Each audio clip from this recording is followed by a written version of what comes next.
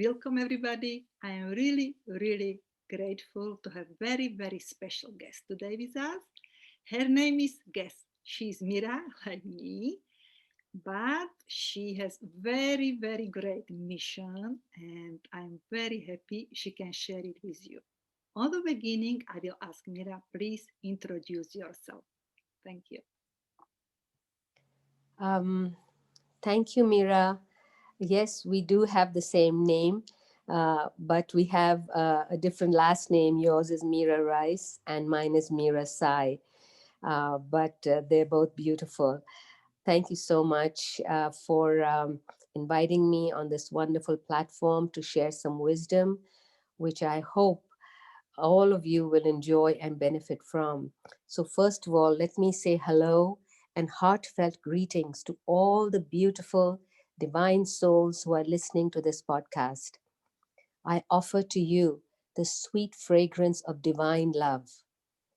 I do hope that you will enjoy and benefit from just the wisdom and reflections that I will share with you today.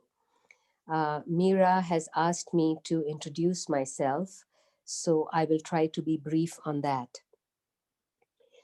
I would say that very humbly, I look at myself as a mystic, living in this dream world, but not of it, knowing it is but a beautiful temporary dream. Right from the age of 11, I was asking for God to call me wherever He was. He probably wanted to have me experience the world in its myriad colors before bringing me into His awareness in totality. My worldly destiny brought me from India to America in 1973 for a holiday, which turned into a lifelong stay. I became the CEO of a successful business at the age of 24 in New York and went on to become a very successful financial advisor in Northern California for many years. Everything was going wonderful, etc. And in 1994, I had a fatal car accident, which while driving my 560 SL, was a Mercedes sports car, in which I died and entered the other side. My life changed 360 degrees. By divine will, on the other side, I gained the ultimate awareness of oneness with supreme consciousness. This brought about the knowing of universal truths and the ephemeral nature of the truth of life, our life. While on the other side, my spirit underwent a complete metamorphosis and rebirthed with an altered psyche and an entirely new life purpose. Upon my return to earth, knowing its temporary nature, I was completely detached from the world and the worldly. I walked away from my $1 million properties and high end lifestyle in California and moved to my Guru Sai Baba's ashram in India. I lived an ascetic life for about 5 years over there. And during this period, I also traveled to the Himalayas, spending many months meditating in sacred caves, bathing in freezing holy waters, having rare spiritual experiences, meeting very highly evolved souls and sages. So that was wonderful. I was later guided by my guru to start a non-profit organization and founded the Sai Global Foundation in 2001. I have been blessed to write a book of poetry titled Ecstasy, which has spiritual truths, and my experiential meditations in it. At present, I am also in the process of writing an autobiography of my near-death experience and Himalayan travels.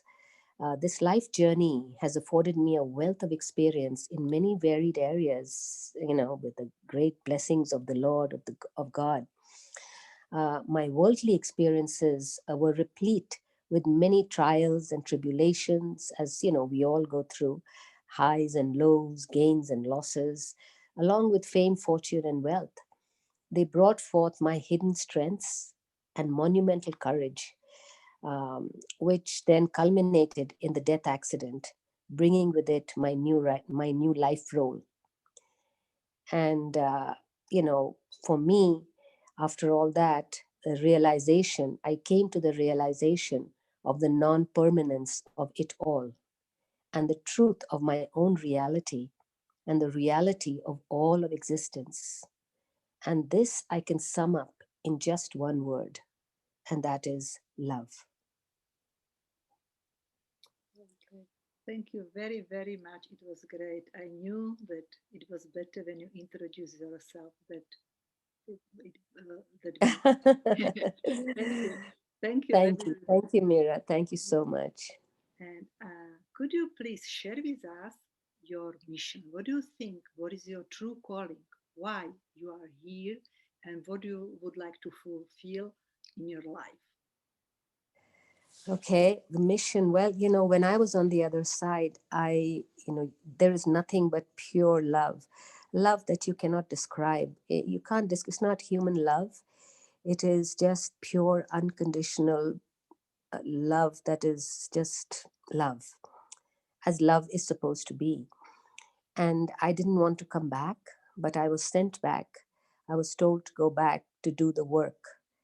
And the work is my mission now. And my mission has a divine vision to provide a platform for those of you seeking answers to the what and why of life and your own deeper purpose on this journey of life. The mission here is to create a safe, sacred environment where those seeking experience of the universal divine can come together. My foundation would offer guidance through prayer, meditation, study circles, retreats, and enriching recreational and holistic programs and workshops. I would take people on, different parts of the world, spiritual journeys. Also, where one would find solace and relief from the stress of daily life and learn and know how to rise above it into a more fulfilling, peaceful, and meaningful life. My prime goal in this mission is to tell you of this universal, unitary faith, this Atmic. Atma is the soul, the spirit principle, which is the path of love, this duty of love, this obligation to love unconditionally, selflessly, without expectation, to revive the love within you that is intrinsic to you, your very own nature, your truth. So my basic mission is to bring forth that love that you are, to know who you are, why you are here, and to love, just to love, basically. So that's the mission, Yeah, Mira. yeah, amazing. Thank you for sharing. Yeah, I do love your mission. It's actually Thank similar you. like mine, to show, to support people to realize their true nature. Yeah, that we are already Yes, perfect, that we are full of love, we are actually love, that we are one, we are one yes, all together.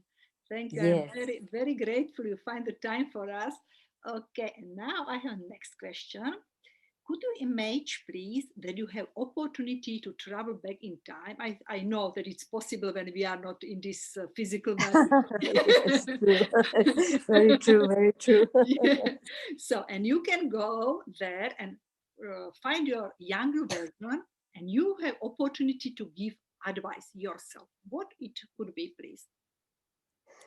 One of the major things that I would advise not only my younger self, but to all, not just to young, but to the adults too, is run, run away from bad company. You should never be in bad company. The reason being that you too will imbibe the bad qualities of your company. There is a saying, tell me your company, and I shall tell you what you are. Remember, you will be judged by the company you keep. Never be in bad company. Join good company. For example, if you take 10 gallons of milk and you add 1 gallon of water, it also becomes milk. The water that has no value gets value added to it once it is added to milk. Yeah, Then, if you take 10 gallons of water and if you mix 1 gallon of milk in it, the milk will lose its value. yeah, You see? So same way, similarly, if good people are in bad company, they will lose their value. just like the milk, you get lost in the water. 1 gallon of milk gets lost in 10 gallons of water, so you become that water, you see, so you lose your value. We should be in good company. Good company is required. Mm-hmm. Only then would it be possible to have good qualities, good actions, good feelings, and a good heart. Yeah. I have seen people change radically depending on the company they keep. And here's the interesting thing. For me, in my humble estimation, this does not only apply to younger versions of ourselves, but even to our adult selves. Yeah. One has to be constantly vigilant as to what kind of influence or influences we are subjecting ourselves to. And here's the other thing. I don't really mean only the company of people that we should be vigilant or careful about. Here's the very important thing: what we subject ourselves to on all the levels, of all our senses, is tantamount to the company we keep. I would add as company what we see on television or on the Mm-hmm. internet, etc. Yeah. Let us also keep the company of positive sounds. Yeah. Sound vibration is very powerful. The universe was created by sound vibration. Sound, and you may or may not have seen this example, where they've done tests on plants, where they have two plants, and one plant is they play all kinds of loud and heavy and like negative, horrible kind of music, and on the other plant they play beautiful, harmonious, positive music. And the plant that got the very loud, horrible, negative kind of music just wilts and dies. Yeah. And the other plant that got the positive sound vibration, the music just flowers and becomes amazing and grows. So if that happens to plants, think what would be happening to us, our insides. Yeah. You see? So another good nutritious food is extremely important to give company to our bodies. See, food is giving company to our bodies. Yeah. Let us go even further and make sure to keep the company of only good thoughts. Yeah. You know, Definitely. if a bad thought enters your mind, let us reject it right away, as it is bad company for our entire physical, mental, and spiritual system. Thoughts are very powerful. What we think, we become. We all know that. Yeah. And here I will share a story with you. I'll share a story with you. There was a sage, like a saintly sage, and he was traveling in the woods. He was just kind of walking and doing his meditation and things like that. And it got night, and got very late, and he was still in the forest, and he realized, oh my goodness, it's late night. I need to find a place to sleep. And in the distance, he saw in the great distance, he saw a small hut with a light on. Very relieved, he went to the hut and he knocked at the door.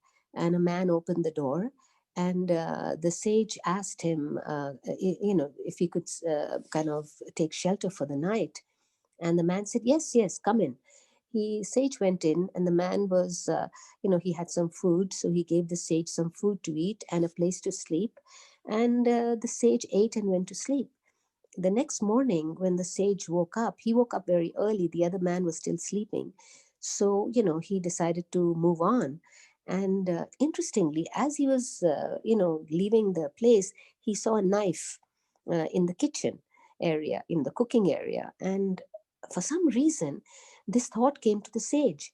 That, oh my gosh, I have fruit, etc. People give me fruit, or when I buy fruit or pick up fruit or whatever, when I have fruit, eat fruit, I don't have a knife to cut the fruit. So I will just take this knife. He stole the knife. He took, this is a sage, a saint. He Yeah. doesn't do Yeah. things like that. Yeah. But he picked up the knife. He picked up the knife and he left. About an hour into his walk, going away, he had to go for his morning ablutions, and he had to relieve himself, all the food and everything of the Yeah. previous day. After he had relieved himself, he suddenly got the shock of his life, and he said, "Oh my God, what have I done? how could I steal something? How could I even dream of doing something like this? And he was so, I mean, upset with himself, and just so apologetic, and just upset. He went right back to that cottage, to that hut, and he knocked on the door, and the same man opened the door, and the sage returned the knife to the man, and he said, I'm so sorry I took this knife of yours. And he said, by the way, I was just curious, what do you do for a living? So the man, he looked at him, and he figured it doesn't matter. He says, oh, I'm a thief. Yeah, You yeah, get the point. yeah, yeah, You see? absolutely.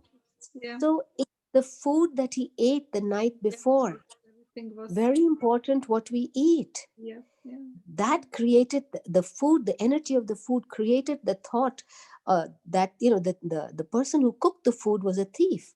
So yeah, his thoughts were thief thoughts, if I may say so. yeah, yeah, And those thoughts went into him, and he reacted to that, and he stole. But when he relieved himself of the food, he came back to his own nature, and he yeah, says, oh my God. So therefore, whatever we that whatever company could mean, as I said earlier, all these different things. So yeah, let us run away from bad company on all levels. That's what I would say to the yeah, younger yeah, versions and to the adult versions, to everyone. yeah. Even as an Okay. adult, we can fall into bad company. Yeah, it's really important, really, because actually we manifest the energy which we are receiving. We manifesting it outside, so it's like exchange of energy everywhere. Uh, Exactly, because we imbibe it, and then yeah, it has to go out yeah, also. Yeah. yeah, yeah. Okay, so we actually started answer the last question, but I hope you could continue. So now please image you have this power that you can make a rain. You are like rainmaker, and it's lovely, lovely day, sunshine, and you make this rain. So lovely, huge rainbow is in the sky, and everybody who is ready to receive your message can see this lovely rainbow, which is full of energy, full of information for people who are ready for receiving your important message. What message you would put in this rainbow, please? Okay. Sure. My message for people who have the ears to listen and the heart to feel is again just this one thing which is of prime importance, and that is love. Our intrinsic nature is love and to be loved. Everything is based on love and love alone. The human being is born in love, is sustained in love, and ultimately merges in love. Love is the basis of human life. But unfortunately, human beings are forgetting such true love and are getting carried away by the worldly and physical love, which is not love in the true sense. In this world, no other virtue is greater than love, because love is truth, love is righteousness, and love is true wealth. This world originated from love, is sustained by love, and as I said earlier, it merges in love. Every atom has its origin in love. There are innumerable powers, such as atomic power and magnetic power in this world. But the power of love surpasses them all. Life that is bereft of faith and love is meaningless and useless. For humans in this world, love is life and love is everything.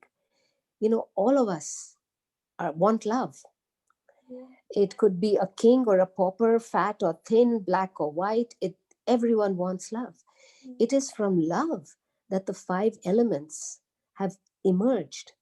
The five elements of, yeah, the earth, water, fire, air, yeah, space, and it is love that shines brilliantly in every individual.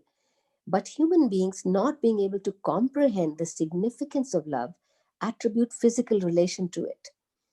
yeah, yeah, And you know, and if you look at it even closer, we discover that life itself is love. They are not two, but one, Yeah. because love is the very nature of life. Just as burning is the nature of fire, or wetness of water, or sweetness of sugar, love is the very nature of life. Yeah. You know? Definitely. Yeah. So it's like love is your life, love is your goal. Love is not merchandise. Do not bargain about its cost. People trade. Let it flow clear from like, if I give you love, will you give me love in return? You see what I'm saying? Yeah. If I love you, what will I get for it? Yeah. Yeah. Yeah. Forget about that. We even trade with God. If Yeah. I love you, God, will I, if I do this for you, or if I'm good, or if I do this, or if I love you, will you do this for me?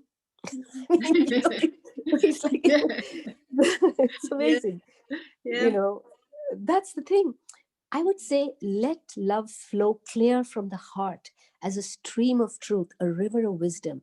Let it not emanate from the head or from the tongue. Let it emerge full and free from the heart, because that is where it resides, you know. And then one would ask, well, how is this love to be fostered? You know, how is this love not just a physical love, but the love that you speak of? How is it to be fostered?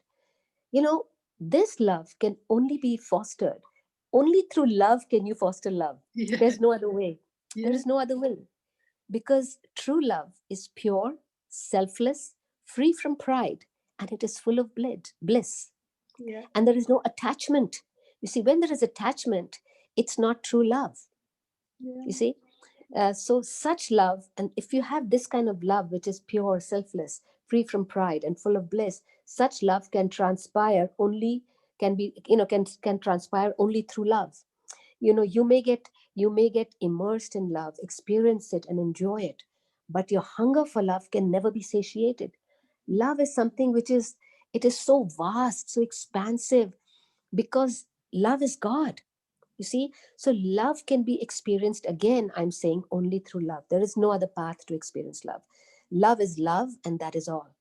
Yeah. And then, we have to have the firm faith that God is the embodiment of love. If we can love Him wholeheartedly, let us love Him wholeheartedly. Do not superimpose your worldly love on God's love, which is what I was saying, the trading with God. Yeah. His is the only true and eternal love. If we can focus our love on God, because God is present everywhere in the form of love. If you can look at a tree, and if you can just look at a leaf and see God in there and love that leaf is, God is present in that leaf in the form of love. A tree, how much shade it gives you. It's sharing its love with you silently. And if we can just see God present everywhere in the form of love, this way we will love all. And here's the other thing. you know we don't need to surrender anything at all. We don't need to go to the forest. We don't need to do all those things. If we can just love all beings, that is enough. If we can love with no expectation of return, if we can love for the sake of love, if we can love because our very nature is love, love because that is the form of worship. At least for me, love is a form of worship that I know and like and love. When others are happy, if we can be happy likewise. When others are in misery, if we can try to alleviate their lot to the best of our ability. We can practice love through selfless service. You know, by this means, we can realize unity and get rid of the ego that harms us silently. And then again, there is no greater teacher than your heart. Time is a great preacher. The world is a scriptural text. God is the great friend. So, with full faith in these four entities, which is your heart, time, the world, and God, if one can lead his or her life on this earth, then love becomes the natural possession of every human being. It is the fruit of the tree of life.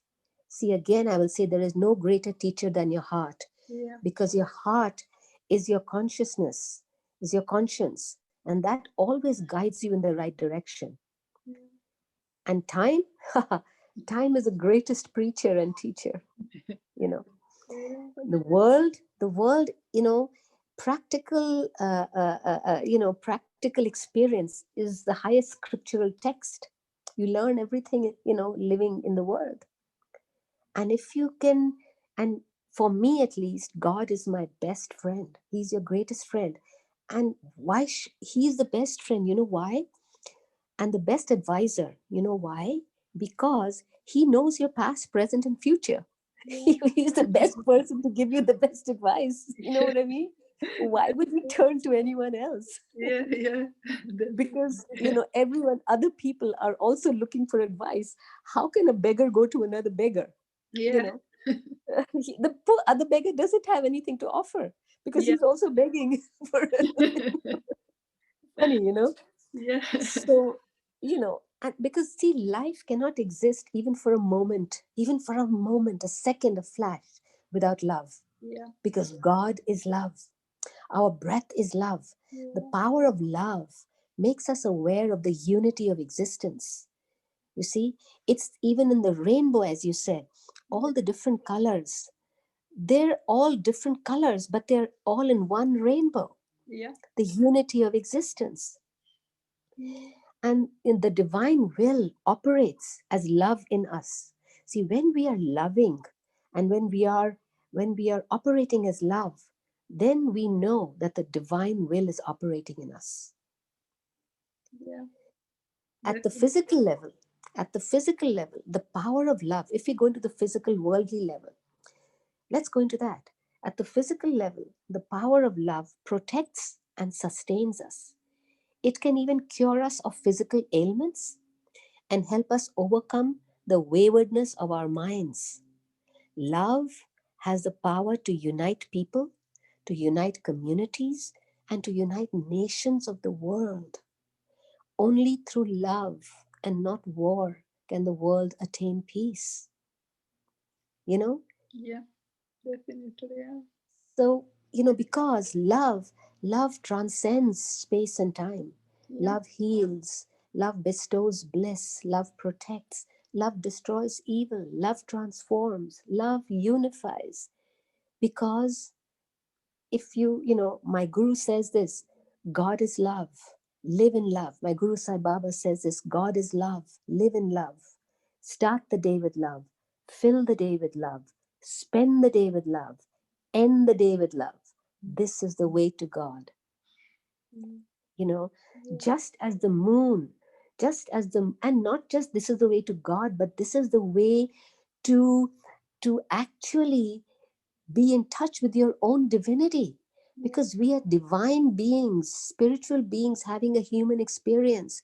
We are not human having a spiritual experience. No, no, no, no, no. We are love, we are divine, we are already spiritual. We came onto earth in this human body to experience the human senses, to enjoy ice cream and chocolate, to enjoy the sun, the moon, the stars, to enjoy relationships, to enjoy love, to yeah, enjoy love, in a different way, in a more expansive way. yeah, So just as the moon can be seen only by moonlight and not with the help of a candle, yeah, God and your divinity and God and you, who are the embodiment of love, can be experienced only through love. mm, yeah, And I shall leave you with this message of love to ruminate upon. Not just ruminate, but feel it, be it, experience it, expand in it. Fill your heart with a beautiful, beautiful pink light, which is unconditional love. Fill your heart with love, because unless you are filled with love yourself, you cannot give love to anyone. You know, mm, because you have to. Love is God, God is love, and where there is love, there God, goodness, divinity, and just happiness is certainly evident. Love more and more. This is my message. Love more and more people. Love them more and more intensely. Transform love into service. Transform the service into worship. That is the highest spiritual practice. There is no living being without the spark of love. It's impossible, Yeah. because that spark of love is supreme consciousness. You know, even a mad person loves something or somebody intensely.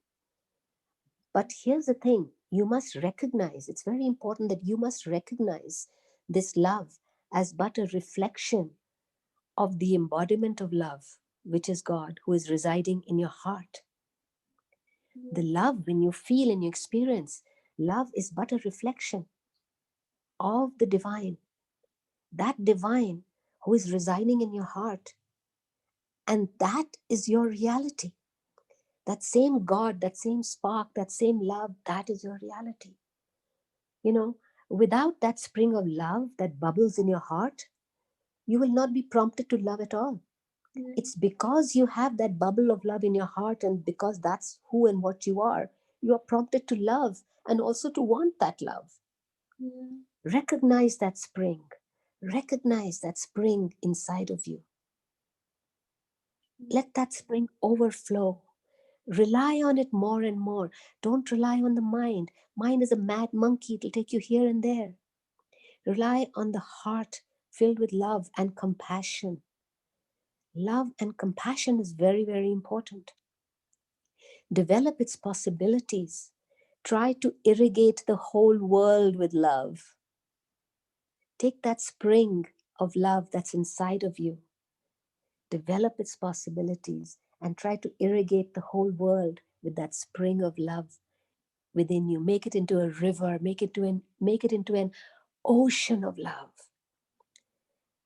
and discard all taint of self from it. Don't bring yourself into it at all. Just love for the sake of love. Do not seek anything in return for it from those to whom you extend it. Don't seek anything in return. In your daily affairs, do not create factions or revel in hatred or jealousy or anger. You know, if you are angry with someone, just for a moment, out of 10 attributes of that person, immediately try to see the just even one good thing in that person and focus on that. Right away, your anger will subside. See the good in others and see the fault in yourself. See, when you're pointing a finger at somebody, remember there are three fingers pointing back at you. You know, in India, we say namaste. In India, we say namaste.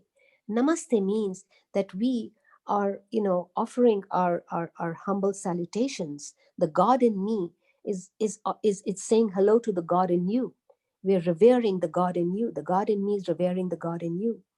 We have to revere others as having God installed in them. Everyone has God in them. Good, bad, a saint, murderer, animal. Everyone has God. There is God everywhere. There's nothing in creation that doesn't have God. Yeah. You see? That's it. So, you know, if we can't love someone, we we don't have to hate them. You know, my Guru Sai Baba says, you cannot oblige everyone, but at least you can speak obligingly. You know, Yeah. you make your heart so pure. Make your heart pure so the divine can reside therein. And that will bring forth the divinity in you. And that is true happiness. We search for happiness in things, in places, in relationships, in this and that. And it comes for a little while and then it's gone. And then we're again searching for it. It's just on and on and on.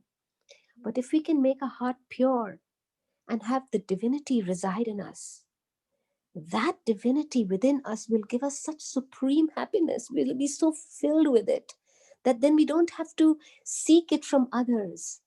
We can give it. It's like for me, I have an ocean of love in me, unconditional love pouring out. Just to give, give, give. I say, come, take it. Take as much as you want. I'm here to give. You see? Because I tell you one thing, there is nothing on this earth that belongs to us. We come alone, we go alone. We come empty handed, we go empty handed. When Alexander conquered the whole world, When he was leaving, he wanted both his hands to be raised up. Why? They said, because he said, to show the world that even though I was the greatest emperor, I had everything, I'm leaving with my hands empty. The only possession that we have is love. So that is the only thing we have that belongs to us. Everything else belongs to creation, to the universe, to God. It is given to us. It is provided for us. Even the body is provided to us. You know, there's nothing that belongs to us really, Yeah. except love, because that is who we are. So give love, Yeah. give as much love as you can, you know, and perfect mastery of love amounts to nothing less than self-realization, Yeah. because the self is love. And when you realize that you are love, and not just intellectually, I'm not speaking on an intellectual level. We can read about it, we can hear about it, but it has to become experiential. We have to become love. And it's a practice, it's a sadhana, it's a spiritual practice. And that is one of the things that, when this COVID, the lockdown and all is over, I hope and pray that God sends me enough, good people and funds and the wherewithal to put together this sanctuary, where people can come, and they can come and feel that they're being embraced by the mother, by their mother. How loved we feel when mother embraces us. Yeah. So, that's what it is. Love, that is my message. Yeah. Love, love, love with all your heart. Love yourself. Give love. Give it unflinchingly. Give it away. Because the more you give, the more you'll receive. What kind of a win-win situation is that? You know? Yeah. So that is my message. Love. Okay. Thank you very, very much, Mira. It was very nice to have you here. Yeah, I would like to say that I hope we can meet other time again, and we can talk deep about your experiences. And really, I do resonate with you because I do believe in true nature.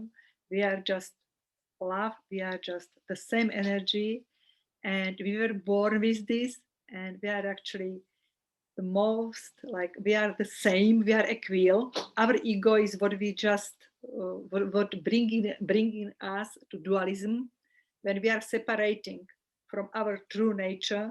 And this life is actually about, how you said, to come back to our true nature, to be love and to be one.